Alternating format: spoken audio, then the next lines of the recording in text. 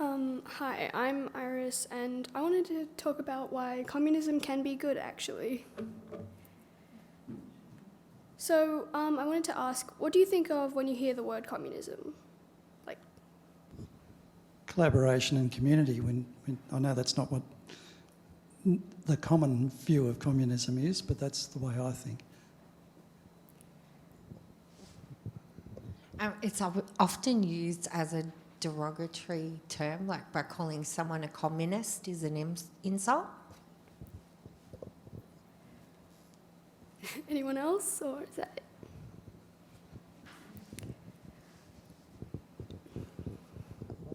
Karl Marx. Okay, fair enough. Yeah, for many people, they think about like communist Russia or China and just generally bad things.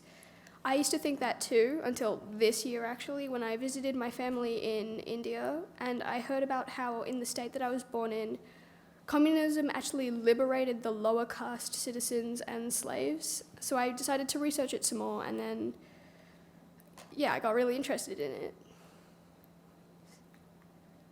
So, yeah, communism can actually be good sometimes. So, what is communism? It's a theory or system of economic or political beliefs in which all property is owned by the state and community, and each person in the community receives and contributes according to their ability and needs. Opposing this, capitalism is an economic and political system in which a country's trade and industry are controlled by private owners for profit rather than for the state. On a large scale, business is state-owned, but on a smaller scale, like in suburbs, is that everyone should be equal, and such things like wage and opportunity should be meted out by work rather than through a racial or gendered or class screen. But it doesn't just give out equal opportunity, it provides more services and accessibility points to people who need it, like disabled people and minorities. And to provide education and communal resources about these things. Basically, the principles of communism are to provide equal ground for everyone. And communism isn't the opposite of democracy, it's the opposite of capitalism. You can have democratic communist states, like where I'm from, it's in India, it's called Kerala. But most of the failed communist societies have been autocratic, meaning that there is one absolute ruler who has all the power. India is the biggest democracy in the world, and 9 out of those 28 states of it are communist, like my home, Kerala. And it contributes to Kerala being one of the most peaceful places in India. There's also religious freedom and freedom of religious expression in Kerala compared to the rest of India. One example of this is Christianity. In India, 3% of the population is Christian, and in Kerala, it's 25%. And I think a lot of that is due to people actually being able to express their thoughts and beliefs. Before communism was introduced to Kerala, there was a strict social hierarchy, almost feudal society, with rich people and farmers and slaves unable to escape their place. Wealthy people stayed wealthy by exploiting farmers and taxing the land that they already worked and lived on. You can see this in places like Mumbai that have a big distinction between the rich and poor. Like Lachlan said, contamination has really gone up in Mumbai recently and stuff. But it's still one of the richest places in India, and that's because the rich actually get to where they are by exploiting the poorer places. In Kerala especially, there was a class called Numpatirima who banned lower classes from going to the market or wearing clothes and things.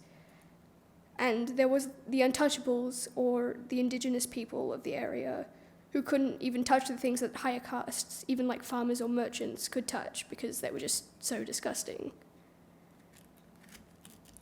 So when communism was introduced to Kerala, the Communist Party was anti-caste, so they pretty much eradicated all of that, and it made Kerala really peaceful and just generally safe to live in, because you could be killed for talking or looking at the higher class people.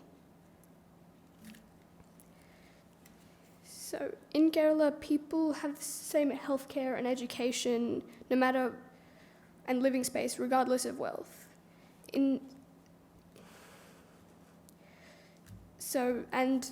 When communism was introduced to Kerala, the Communist Party told them that they actually had rights, so that wasn't really a thing before in that area.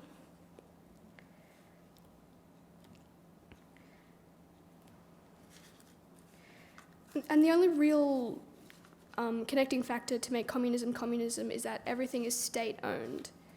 So you can have an autocratic community or a democratic community, and it really changes what communism is. But in a lot of places, like the French Revolution and in Kerala, communism helps the oppressed revolt against tyrannical rule, and it's generally just a revolutionary ideology. Things like education and healthcare were also introduced to Kerala.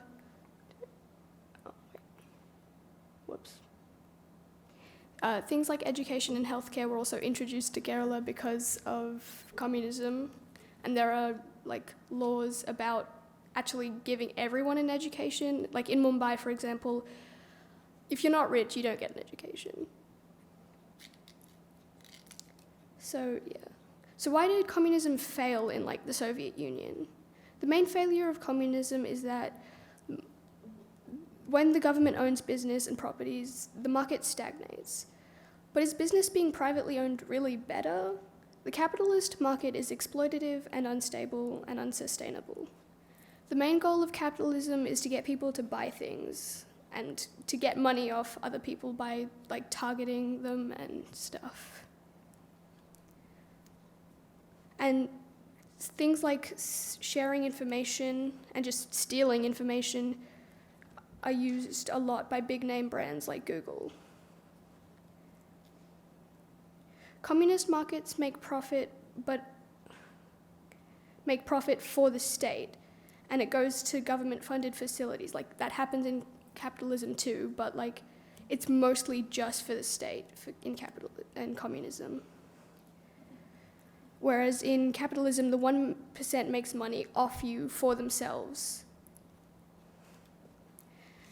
And even if the market does stagnate with communism, after COVID, it's been silently imploding anyway, so maybe a change of pace could be better. Communism can spread equity by giving opportunities to be equal, but it would also change our society in other ways too.